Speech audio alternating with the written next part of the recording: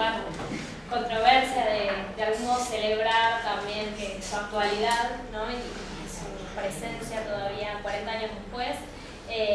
Bueno, la idea de, aparte de hacer este pequeño homenaje y esta reunión en el marco de los diálogos del Germani, tenía como espíritu la posibilidad de que hiciéramos preguntas, de que compartiéramos algunas inquietudes quienes fuimos lectores de Controversia muchos años después, y también de hacer preguntas en torno al desarrollo del exilio en México, ¿no? Porque Controversia también, como señalaba Martina y como señalaba Sergio, es hija de un contexto político particular, no solamente argentino, sino también mexicano.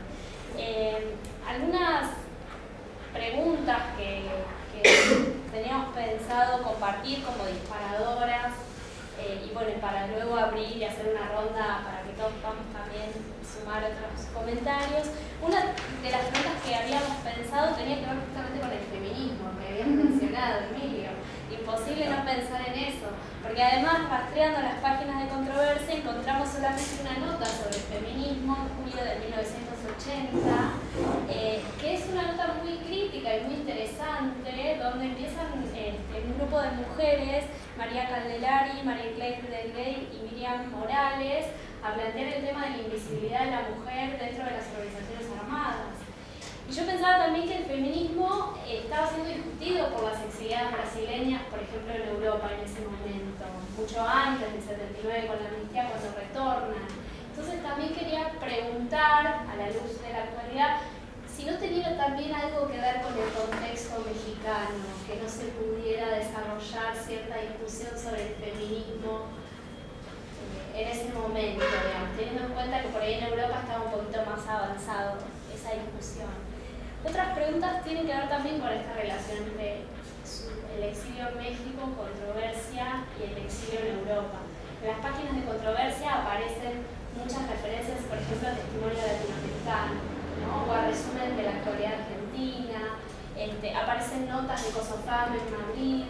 Entonces quería saber cómo era esa circulación de material entre México, Madrid, cómo eran si había discusiones más allá de las que pudieran editarse, cómo era la relación con los exiliados argentinos en España o en Madrid.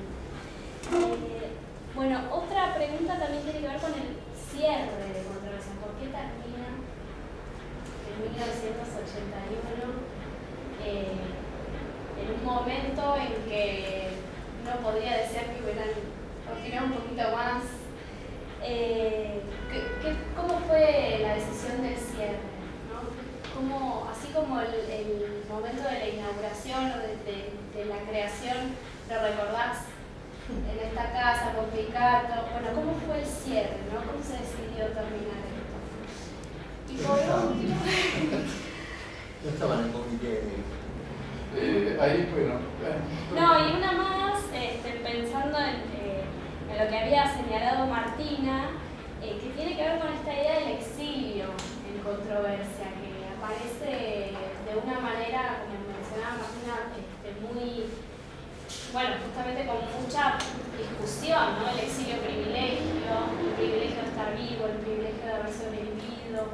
Y quería preguntarte, Martina, vos que sos especialista también en el análisis de otras revistas de ese momento, si vos encontrás estas concepciones del exilio o estas discusiones en otras revistas, por ejemplo, del exilio uruguayo en México o del exilio argentino en Madrid, no sé, se me ocurre como para pensar en esto, ¿no? Y no sé si vos yo no sé si, o sea, la idea es abrir, si quieren responder ahora y después llegamos sí, a una porque ronda. después van a olvidar. Dale, si se respondan y después hacemos otra. Empecemos con el feminismo.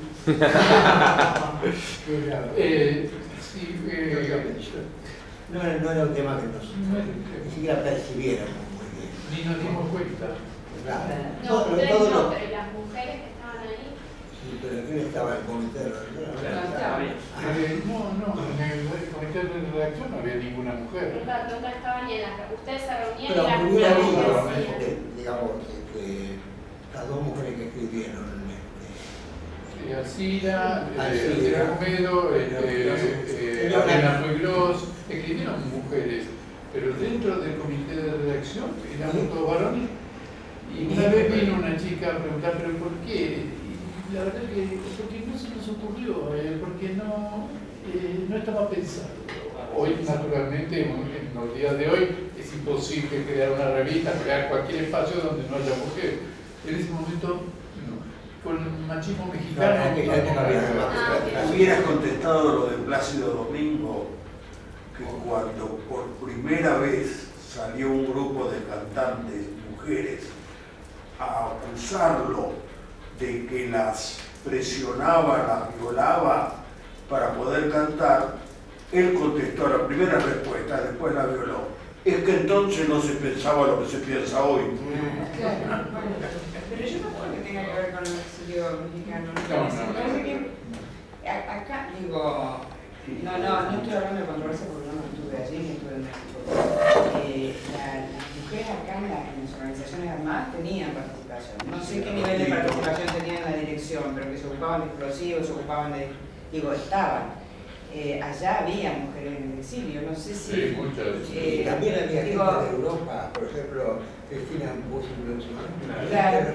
no nos planteaba exactamente Claro. la nota. Ni ellas deben haber planteado. No, pero Cristina Bush-Glucksmann, justamente eso es raro, sí se planteaba la discusión del feminismo, pero en la entrevista que publican en Controversia, que se la hace por Trantiero, gira alrededor del eurocomunismo, pero no alrededor del Claro. No, No hace mención.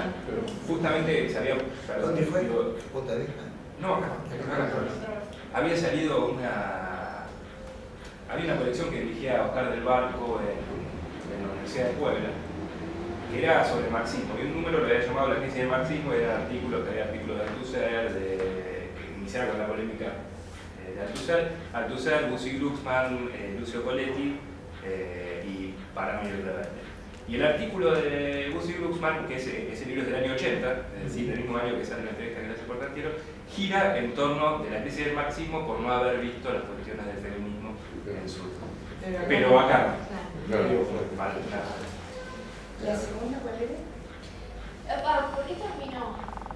¿O cómo terminó? Terminó en una discusión dura porque Emilio y Portantiero habían escrito un artículo sobre los socialismos y La ruptura, digamos. No era así tanto. Sí. Lo que decíamos era que había un amigo. Bueno, que no había continuidad entre socialismo y populismo. Además hacemos populismo hacia el estilo. Era más bien un artículo contra la CLO que contra y Bernetti, Casullo y Caletti contestaron bruscamente cuando vos ¿Salió? Sí, salió. El socialismo que cayó del cielo, ¿no? Ah, bueno, El socialismo que cayó del cielo. El socialismo que cayó del cielo. Y bueno, ahí se planteó una discusión dentro del comité editorial brusca. Brusca quiere decir, bueno, de pronto vimos que si continuábamos en esa línea, se rompía en lo que habíamos construido esos 2 años. Está bien, hasta acá llegamos bien. Lo que no quiere decir que todos seguíamos siendo miembros del CAS, todos nos juntábamos el sábado Sí, en la sería Gandhi medio con a Caletti. tomar cerveza. O sea, se siguieron juntando, Todos. Acá. Que bueno, Caletti y Casullo, yo trabajaba con ellos para el gobierno, para el presidente Portillo. Así que había una... Caletti, presidente de mi casa, así que nos encontramos en Chicago. Eso no significó una una cosa ruptura. que no fue una ruptura como para decir, bueno, hasta acá llegamos, juntos en la revista, pero después seguimos militando. Nos apoyándonos. Sí, mutuamente. Como diría Mansi, un adiós inteligente de los dos. Pero quiere decir que también se debe haber percibido que ese espacio como reflexión o posible o consenso, ¿no? También se hacía cada vez más difícil llegar Hay cuestiones circunstanciales. De pronto creo que Caletti y Nicolás se enojaron un poco con el artículo de Emilio y eso terminó ahí. Pero podría no haber ocurrido y seguíamos. No hubo... Pero además pudieron contestarnos. Sí. Yo lo leí, no me importa. Pero, si yo mal no recuerdo, por ahí vos, Martina, ¿te acordás? O cualquiera. esa polémica en un número anterior ya se había iniciado, ¿no? Había habido un proceso. En algunos números anteriores ya había, por eso yo decía, Justo. como este tipo de adjetivaciones sobre, bueno, cómo es el peronismo. Claro. Porque y bueno, Casullo y Carete habían escrito un artículo que yo siempre pensé que lo nacional popular y el populismo realmente existentes no era una disputa con la CLOT, sino que le estaban discutiendo a Carete y Casullo. Es decir, nosotros creíamos que estábamos discutiendo con la CLOT. Es más, eso lo presentamos en un coloquio, que estaba la CLOT. Yo se lo conté y la CLOT con mucha originalidad me dijo cómo iba a responder a la crítica antes de entrar de nuevo a seguir discutiendo, digamos, en el recreo, digamos. Así que tampoco fue nada muy terrible, ¿no? Porque tampoco era tan agresivo con la CLOT. Un comentario y una pregunta. Un comentario en relación a lo que decía Martina. Esa editorial fuerte, ¿no? Sufrimos una derrota, digo, yo leída años después, que la derrota era evidente, a mí me impactó mucho la primera vez que la leí, la primera del plural, ¿no? O sea, el sufrimos, ¿no? En relación, después, no solamente a la pluralidad de peronistas y socialistas, sino a la unidad que plantea en relación a intelectuales y pueblo, ¿no? O sea, el sufrimos es un sufrimos en el campo popular, la sociedad argentina.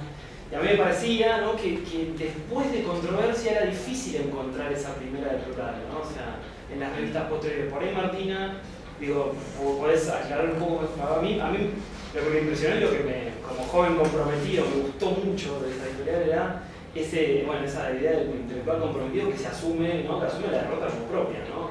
Que no la analiza en tercera, sino que la asume como propia.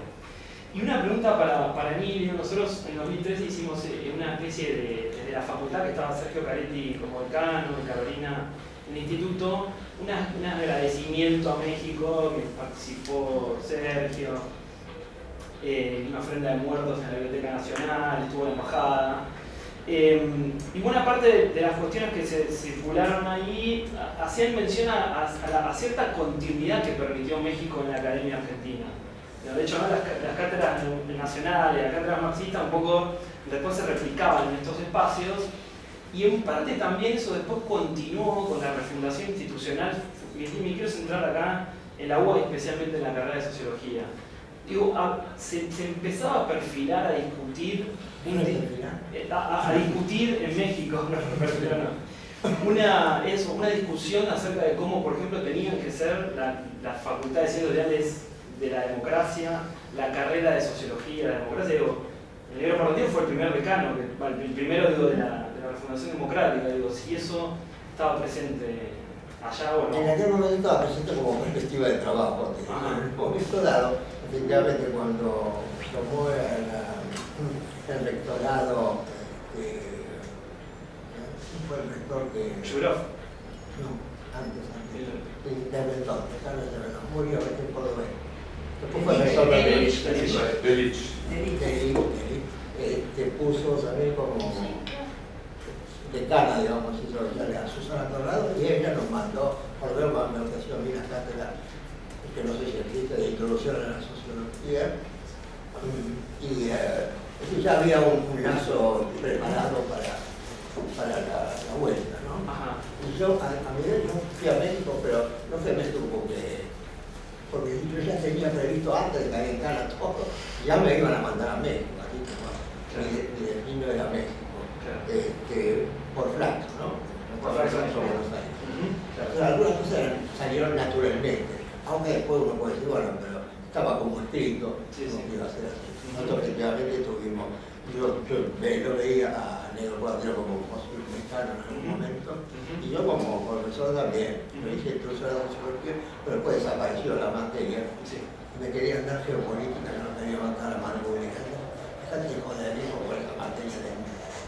No, pero vos ponés lo que querés, no. Te pongo la campaña de Huracán. Pero bueno, después me cambiaron la onda. Te hiciste cargo de sociología sistemática, ¿no? De sistemática, el negro Morandero a la mañana muy tranquilo y yo a la noche enfrentando la militar. Era la de Germán. Eso yo le decía.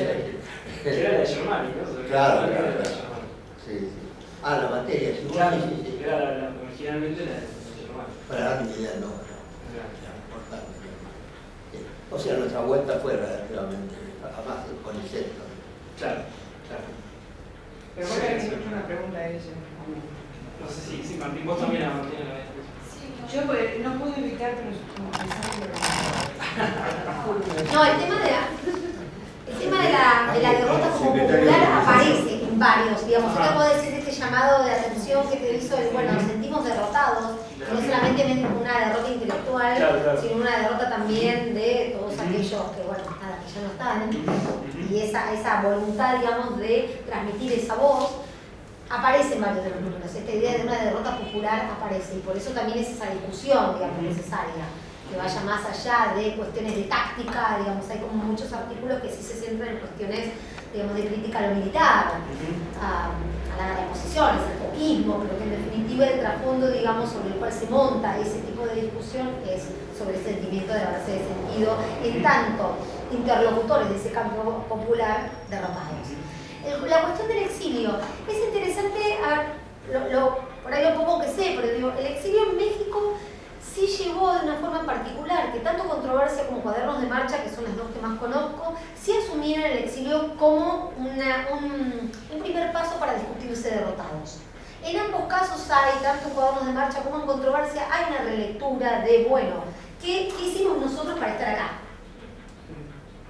Mientras que en Testimonio Latinoamericano esa pregunta no está más presente cuáles han sido las condiciones del propio proceso, de la persecución militar, de la tortura, del encarcelamiento que ocasionaron el exilio. Se tematiza de la misma forma, pero me parece que la forma en la cual los actores se paran frente a ese exilio es distinta. Y yo creo que eso las convierte en revistas, digamos, totalmente disímiles. Digamos, si bien aparecen muchas publicidades, y bueno, ahora pueden contar, digamos, cuál era la relación con Testimonio Latinoamericano, la revista fundamentalmente de los peronistas en Barcelona, es una revista mucho más de testimonio, no tanto latinoamericano, mucho más de testimonio peronista que latinoamericano, pero bueno, ahí hay algo interesante porque es esa lectura de lo latinoamericano a través del prisma peronista, o sea, el peronismo como ese movimiento que expresa no solamente lo nacional, sino también lo regional, lo continental y lo latinoamericano, ¿no? Esa tercera vía, tercera posición que también estaba muy en boga y se estaba discutiendo mucho en Europa. Entonces, bueno, eso les permite, digamos, generar un testimonio latinoamericano, pero la discusión sobre lo que pasa en los demás países de Latinoamérica es menor. La discusión es como mucho más al interior, digamos, del peronismo y más centrada en los testimonios y en lo sucedido. Pero, como quien narra, digamos, si bien la primera persona está muy presente, esa clave autocrítica aparece en controversia, digamos, dentro de lo que es el exilio argentino aparece en Controversia, y el testimonio quizás en alguna voz particular de algunos de los actores, pero no es la voz, digamos, hegemónica dentro de la revista. El caso de Héctor Smuckler particularmente significativo porque él acababa poco antes, había perdido un hijo, se había dejado. Y en el momento, no sé cómo reaccionó de algún modo, ya, ¿no? Muy francamente, fue el primero que dijo con toda claridad. Casi, digamos, a algunos no nos caía tan bien, o no les caía tan bien, pero él afirmaba y lo siguió firmando hasta que se murió, ¿no? Fue muy importante que interviniera ahí con esa valentía, digamos, porque era ser valiente, decirlo en el contexto, ¿no? Tengo una pregunta. Me permitís, Sergio. Perdón. Sí. Una sola cosa. Asumo tanto tiempo, amigo, que nunca te lo pregunté. Controversia llegó a Buenos Aires. ¿Cuándo y cómo? Llegaron los ejemplares escondidos cuando Beatriz, Sarlo y Altamirano viajaron a México y se trajeron algunos, pero todos. Circuló entre amigos, nada más. Perdona. No voy a cobrar. Yo tengo una pregunta, medio comentario, que siempre me generó cierta intriga. Me da la sensación que las relecturas que se hicieron de Controversia o sobre Controversia pusieron mucho el foco sobre la relación la revista con Argentina y muy poco la relación de la revista con México, tanto que se nombra México. Y pienso sobre todo, incluso en el problema de la democracia, en la revalorización de la democracia, por su supuesto que el trasfondo era la dictadura militar y también el trasfondo era el socialismo real y las críticas que muchos de ustedes le hacían a las derivas de la Revolución Rusa, sobre todo en los años 70. Pero también un elemento que no se menciona tanto y que justamente en México era muy importante era el problema de la democracia a partir de la masacre de Tlatelolco. Es decir, ustedes estaban ahí, en el México que había sufrido la masacre de Tlatelolco y que había discutido el problema de la democracia desde el 68 en adelante, incluso que llegó a la reforma política en el 77, que llegó a la autodisolución del Partido Comunista en el 81, que después de derivar en la formación del PRD. Se menciona muy poco esa relación. Es una intuición, no sé si eso estaba en ustedes en discusión o no tanto. Lo mismo,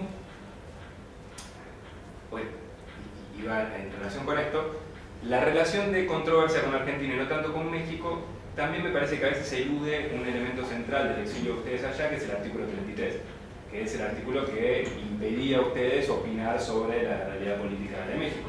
Entonces, yo siempre pensé, pero también como una hipótesis alocada, que el subtítulo incluso estaba puesto para eludir cualquier intención de decir algo, aunque sea elípticamente, sobre lo que estaba pasando en México, ¿no? Al poner Argentina ya... y lo tercero, que también va en relación con todo esto y que va en relación con lo que vos dijiste sobre el final de tu intervención, la discusión sobre la guerrilla, que ahora se reabrió con comentario del otro día de Horacio González, no se reabrió por eso, pero digamos, por lo menos eso expresó que algo no suturó. En el México de los 70, el problema de la guerrilla también era un tema, más allá de que los exiliados tenían cierta, como decía Martina, un montón de privilegios institucionales y académicos, estaban en el medio de la guerra sucia, como lo llamaban los mexicanos en ese momento, y de algo que se acaba de reabrir en México también, que es la Liga 23 de septiembre. Que acaba de renunciar el director del Archivo Histórico, Pedro Salmerón, yo qué sé, porque hizo una declaración similar a la de Horacio González, entonces renunció a su puesto, reivindicando un poco la Liga 23 de septiembre, que era una guerrilla. Digo, todos esos elementos mezclados que estaban en el escenario mexicano, donde ustedes estaban, digamos, no solamente casualmente, bueno, por ahí casualmente no importa, quiero decir, todo eso imagino que los habrá empapado para pensar todas estas cosas que estaban pensando, que no era solo el pasado argentino y el porvenir argentino, sino algo de todo eso latinoamericano y mexicano muy particularmente que estaba. Lo que pasa es que en México hay una regla básica. Si vos opinás, usted es extranjero, y opinás sobre la política mexicana, te aplican el 33 y te mandan de vuelta a donde sea. Hubo algunos casos de expulsados porque se metían en política mexicana. Ahí esa es una regla tan básica que nadie se debería. No me acuerdo que hayamos puesto realidad argentina por ese motivo, pero sí que no se puede hablar de política mexicana independientemente de lo que ocurra. Además, a eso sumale los graves errores que se cometieron la comunidad argentina. El Parque Chapultepec, que es como el Parque Palermo, grupo de montoneros hacían cuerpo a tierra y se entrenaban. El ministro de Seguridad llamaba a Rodolfo Puigros y le decía, Puigros puede venir, el profesor puede venir, que no hagan eso porque no puedo tolerarlo. Puigros se enojaba, iba y le decía. En otro caso, fue una fotocopiar una fotocopiadora comercial, un manual de explosivos, ¿no? Desaparecían las bombas. Entonces, el tipo hizo la denuncia, naturalmente, porque no sabía quiénes eran. Fueron presos, de vuelta otra vez, profesora, no hagan eso. Ese tipo, más allá del secuestro de gente del PRT, de la hija de uno de los principales millonarios de México, que fueron todos presos de vuelta. Sí, había que cuidarse muchísimo, no solamente del aventurerismo, de lo que todavía seguían manejando, haciendo cosas indeseables en México, sino del artículo 33.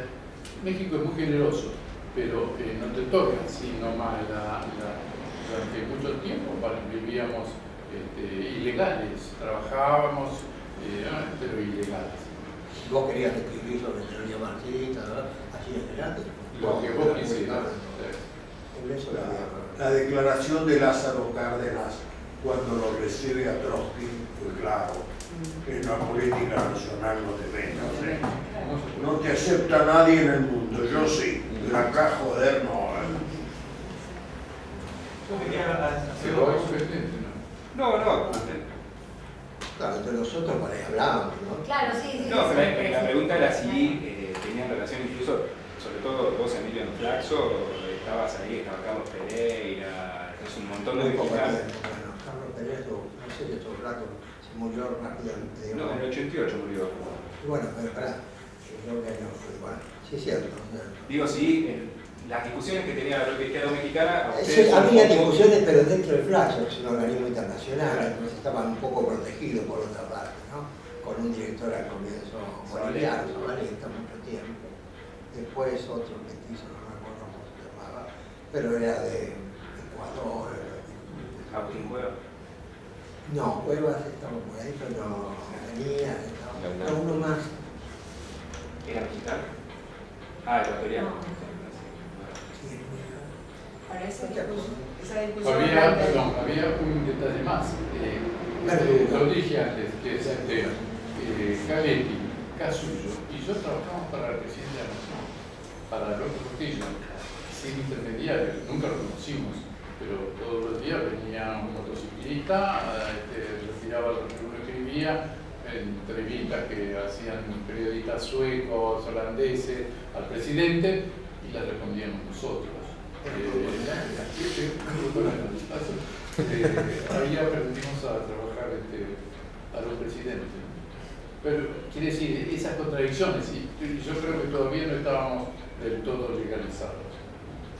Perdón, lo que él planteaba esto en términos del grupo de controversia o de los, porque digo, ustedes en el caso de la COPA deben haber discutido esto durante a él, la guerrilla, o gente que se iba a Nicaragua o gente que se fue a no. El exilio estaba dividido en dos. Los que veníamos de la izquierda dura, primero íbamos a COPA, que dirigía Rodolfo Puiggrossi, ahí estaba Montonero, Ferrete, OPCO, innumerables organizaciones peronistas, marxistas, todas de la lucha armada. Bien, al cabo de un año, algunos empezamos a retirarnos y nos fuimos al CAS, que lo dirigían Noé Gittrick, Righi, Esteban Righi, Pérez, Nudelman, bueno, que era el grupo que no venía de la violencia, sino que algunos estaban exiliados desde el 74. Si se habían exiliado peronistas, Righi, Bernetti, Nacha Guevara. Nacha Guevara. Nacha Guevara, pero se habían exiliado en pleno gobierno de Isabel. Sí, era cuando vos estabas evolucionando favorablemente. Sí, yo quería retomar algo que había planteado Martina como a modo de repregunta. Ella citaba a Caretti trayendo la pregunta de si sería posible que compartan la misma trinchera al retorno de la democracia, digamos. Entonces, mi repregunta sería si en algún momento de su estancia en México o de compartir espacios en CAS, donde hubo hasta 3 listas distintas conviviendo, surgió la idea, circuló o se percibía de que era posible algún modo de unidad entre estas vertientes políticas distintas que previo al exilio muchos habían estado todos juntos y que al volver se separan. Entonces, bueno, si hubo algún momento de... Por otro lado, Osvaldo Hay en la propia revista propone abiertamente hacer un retorno del exilio organizado. Entonces, bueno, mi pregunta es si existió algo que se le parezca a un sueño de unión bajo la misma trinchera. Yo creo que no. A mí también me parece que no. O si no quedó, digamos, Rápidamente. en el cerebro. Aspiraciones podrían ser. Sí. No creo. Y la Lo que sí se pudo ser después que en Buenos Aires nos encontramos, como por ejemplo con Noé Gittrick, que participamos en algunas. Eso sí, pero se daba sin previo planeamiento, con las modificaciones políticas que había, era posible que quienes estaban separados se volvieran a unir y quienes estaban unidos se volvieran a separar, y que alrededor del alfonsinismo hubo mucha discusión. Claro, y el triunfo de Raúl Alfonsín y más provocó una situación particular, porque había asados de apuestas en la patria. Bueno, que yo me vas a pagar un asado porque va a ganar Ruder y viceversa. Cuando ganó Alfonsín, dentro del peronismo se produjo una crisis que bueno, se manifestó después acá en Argentina, ¿no? Sí, claro. No me acuerdo que nos reuníamos y todo vez, pero que era un día histórico. Nos llamaba la atención, el triunfo de Alfonsín, pero había también ahí peronistas bastante tristes. La otra consulta era Eso lo queríamos burlar. respecto a México y Latinoamérica, digamos. Hay estudiosos de la revista y de ustedes y que plantean que bueno, México fue como un laboratorio de ideas, un volver a ver Latinoamérica, pero uno, digamos, leyendo controversia, siente que falta México, falta Latinoamérica, faltan autores, citas, referencias. Entonces, obviamente que en la revista se plasma que México ofrecía libertades para que ustedes se nutran de lo que quisieran. Pero falta, me parece, ese diálogo sobre Latinoamérica. No sé Recuerdo si un artículo nada más de los brasileros que empezaron a volver antes Pero retorno al éxito. La nostalgia en la Tafín o algo así. Sí. Desarrego. Pero no, teníamos contactos, participábamos en reuniones y eso, pero opinar sobre Brasil cuando estaba toda una colectividad brasilera trabajando, o sobre Chile, con los chilenos sí tuvimos mucha más vinculación. Claro, yo lo que diría es al diálogo, algo de esos diálogos se plasmasen más fuerte en la revista. Sí, no. Eso me pasó, pero había diálogo, ¿no? No, diálogo sí, pero nunca se escribió. Había amigos preferidos, ¿no? Sí. Mexicanos. Yo también. Sí. No, dos preguntas. Sobre la valorización de la nueva socialdemocracia europea en ese momento. ¿La valoración positiva era compartida por las dos partes de controversia o era exclusivamente socialista? ¿Y qué veían en particular?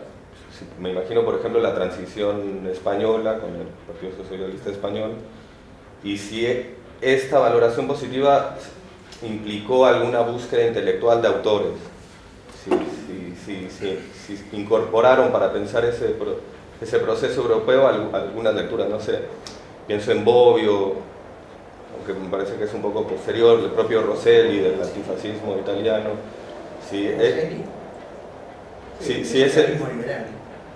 Claro, pero digo, ¿hubo esta valoración positiva, implicó alguna búsqueda de autores?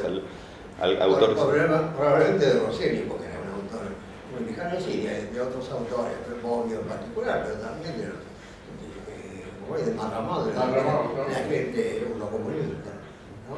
Que para nosotros sonaban buenas socialdemocracia también, de un tipo particular, pero finalmente socialista democrático, digamos, aunque ya había un partido socialista, ¿no? Pero la presencia intelectual de la gente era importante.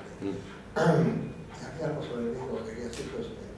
¿Y cuál era es decir, había una valorización de la democracia como fin en sí mismo, pero cuál era el horizonte, o cómo cambió que la democracia pasara a ser un fin en sí misma, el horizonte de construcción del socialismo? Del socialismo. Es decir, bueno, ¿qué significaba no sé lo que hacer el socialismo? Pero yo te diría que significaba una óptica en función de la cual en democracia, a través de reformas graduales o profundas, no importa, se llegaría al socialismo, digamos, algo cercano al socialismo. O sea, si lo digo yo, porque me imagino que era así, porque no sé cómo sería de otra manera, ¿no? Pero es la única manera lógica de pensar. La revalorización de la democracia la pensábamos en función, por eso mirábamos a Europa, es decir, los partidos comunistas todavía tenían fuerza, pero venían en caída libre. Pero aparecía un hecho novedoso en la política que era la socialdemocracia. Entonces, por ahí mirábamos eso sin tener una idea muy clara. Era como una novedad. Recuperar la democracia. Cuando volvamos, veremos si, cosa que ocurrió en un partido como el radicalismo. Alfonsín afilió al radicalismo a la socialdemocracia europea. que era una cosa también bastante novedosa.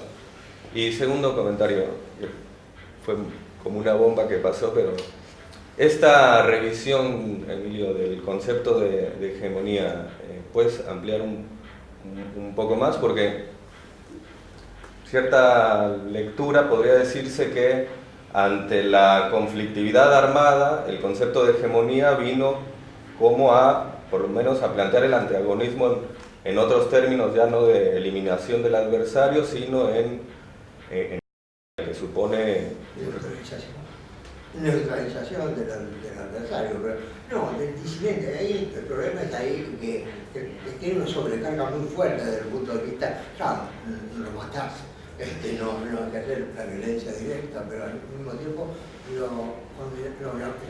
desde sus posiciones hegemónicas directamente condenás al silencio a los no hegemónicos, ¿no? Y eso es aceptado, ¿no? Entonces creo que funcionaba un poco así, y iba surgiendo una idea de que la democracia es un juego de consensos y disensos que no necesariamente se petrifican en una forma hegemónica, sino que hacen funcionar a la sociedad y a la política de una manera variable, a veces impredecible, pero real, ¿no? Real. Ahora esto lo estoy pensando ahora mismo. Es un revisionismo. No es muy fácil, pero yo sé que hay que... No, es interesante porque ahí la cuestión, digamos, una de las cosas que abre este periodo es cómo pensar la práctica política, no solo democrática, sino plural, haciendo del pluralismo un valor. Y ahí un poco la hegemonía, el concepto de hegemonía viene a ofrecer una alternativa, pero con sus tensiones. Entonces, lo que planteas con sus tensiones, digamos. De hecho, ellos hablan de hegemonía pluralista, ¿no? Claro. Sí, por eso hablan de Es una especie de oxímono. Ahora no se nos ocurrió otra cosa. Nos preguntaron mucho. Tanto me preguntaron, en el coloquio donde lo preguntaron, y yo dije, ¿yo qué sé? Yo qué sé. No se puede poner al pluralismo como un valor importante. Que todo lo tiene eso. Pero hegemonía pluralista, que no llego a entender con ese concepto. Pues yo agarro la lata de tomate, yo qué sé. No era muy fácil de explicar. La hegemonía de una visión que valorice el pluralismo como prioritario. Contra otras y no lo valoriza. Es interesante porque imaginar una práctica política democrática, pluralista, que a la vez articule, que tenga que formar mayorías y que no... Articula, pero dice, necesito también tu crítica, algo así. ¿Se necesita? Necesito también tu crítica. Ahí está el número 15 de controversia. Lo que preguntaba Martina fue superstición. Tula era supersticioso, entonces prefirió no poner en nada. El nos ha provocado serios problemas porque las bibliotecas norteamericanas... Falta uno. Falta no falta uno. ¿Y con testimonio latinoamericano entonces tenían vínculo o no? Sí. Con los chilenos, yo tenía muchos vínculos con los chilenos. En la primera etapa con los nicaragüenses, porque empezaban a reclutar argentinos para llevarlos a la guerrilla y varios se fueron y murieron. Y después con los chilenos, que hacía ya, nos llevaban varios años de ventaja en el exilio, y con los españoles, que nos llevaban desde 38, 40 estaban ahí. Cosa que nos provocaba cierta inquietud porque llevaban muchos años. Pero digo, con la revista Testimonio que estaba en Madrid. Ahí yo no ustedes recuerdo. escribían ahí. Sinceramente no lo recuerdo. ¿Vos te llevas el testimonio? Bueno, no me acuerdo, pero me acuerdo que la presencia de los españoles creó monasterios en ese momento. En México después nos sirvieron a nosotros. Sí, claro. Eso también. Pero No, el testimonio no incorporaron como temáticas en la revista. ¿Se planteó en algún momento adentro de la...? No me acuerdo, hace 40 años. Y una última también que estaba pensando cuando te escuchaba, que contabas el trabajo que hacían para López Portillo, ¿no? Después en el retorno un grupo se reunió en torno al Club Esmeralda, ¿no? Eso es interesantísimo también. Si nos pueden contar algo sobre eso, sobre esa experiencia. Aunque tenía una cierta lógica, digamos, hegeliana, en realidad, digamos, con las ideas. De hecho fue un poco azaroso, porque un compañero de la facultad del cual, no me acuerdo cuál es el nombre o cuál es el apellido, Gulban Meyer o Meyer Gulban, Meyer Gulban o Meyer es el nombre, que había sido compañero de la facultad, creo que lo encuentro, se pone acá como 4 años, de Alfonso necesitando un grupo de gente, entonces yo me digo, sí, un fenómeno, había que invitar al negro portantero, así se fue formando un grupo casi de amigos. Por ejemplo, el que nos asesoraba muy fuerte era Eliseo Verón, que no sabía un poquito por él, pero se ponía a estudiar, mandaba cosas, ¿no? Y en Italia, Giovanni Bengino, que también era un compañero de la facultad, y así fuimos formando un grupo en el interior, y nosotros mismos nos formamos como grupo y fuimos a visitar a Alfonsín, después íbamos. Finalmente lo que íbamos más era el negro y yo, digamos. Eso era muy difícil porque había que llevarle algo escrito a los Raúl, y era todas las semanas escribir algo original y de copiar algo original. Sacábamos, no sé si plagiábamos, yo plagiaba al negro a mí, etc. Para llevarle algo. Todo medón. ¿Y la recepción de cómo era? Era muy amable, se preguntaba muy bien eso, era muy campechano. ¿Tenían discusiones teóricas o...? Sí, había algunas que no te las cuento. Sí. Teníamos discusiones, pero no muy digamos, eso que estaba bien o mal.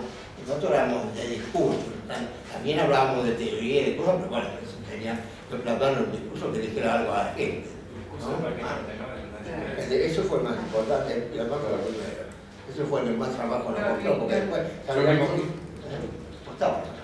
No, para que no me incorporé en ese momento, pero no participé y me incorporé a Esmeralda y después seguí. Cuando él se va de presidencia, creé una fundación y seguí con él hasta el día que murió. Eso en total fueron 20 años. En la Fundación Fuali, sacando publicaciones, escribiendo esas cosas. Sí. Fue una experiencia. La de México distante, porque el presidente nunca lo vi, pero acá sí mucho más cercana a verlo al presidente. No, pero digo, es que un presidente, que Alfonsín, entre el grupo Esmeralda había un exguerrillero, estaba después Margarita Graciano, ¿no? También. Intelectuales, digo, el presidente, digo, incorporó... Como anécdota final, si les parece, la primera vez que entro a Olivos, voy en el auto con uno de los compañeros y nos frenamos ahí para el ejército, para ver los documentos para ingresar a la quinta, donde veíamos al presidente, y él me dice, ¿vos te acordás, Sergio? Si vos pensabas saltar ese muro, metralleta en mano, y ahora vas a ver cómo nos reciben. Se abrieron las puertas, se aparecieron 2 soldados que nos hicieron la venia. Vieron qué linda la democracia. Ahí me di cuenta cómo vieron de Cuando Felipe González lo seduce a Semprún para que sea ministro de Cultura y ya no encontraba argumentos, el último con el que lo convence dice, ¿vos te imaginás toda esa Guardia Civil cuando que vos estabas acá clandestino y los veías y temblabas? Ahora te van a hacer todo la piña y ahí hacen todo. Pero es echar algo, pero veo mucha gente mucho más joven que yo, desde luego. Cuesta explicar que los que venimos de distintas experiencias marxistas nos importaba un bledo de la democracia. La democracia, primero, era burguesa y segundo, podía ser participativa, transformadora, pero la democracia a secas de ninguna manera podíamos entender. Hace muy poco yo escribí algo para los amigos nomás sobre el cordobazo, un hecho tan, pero tan importante. Altamirano, con buenos argumentos, dice que como movimiento espontáneo fue mucho más importante que el 17 de octubre. Nadie de todos los que participaban, salvo un grupo de radicales universitarios, planteaba la democracia.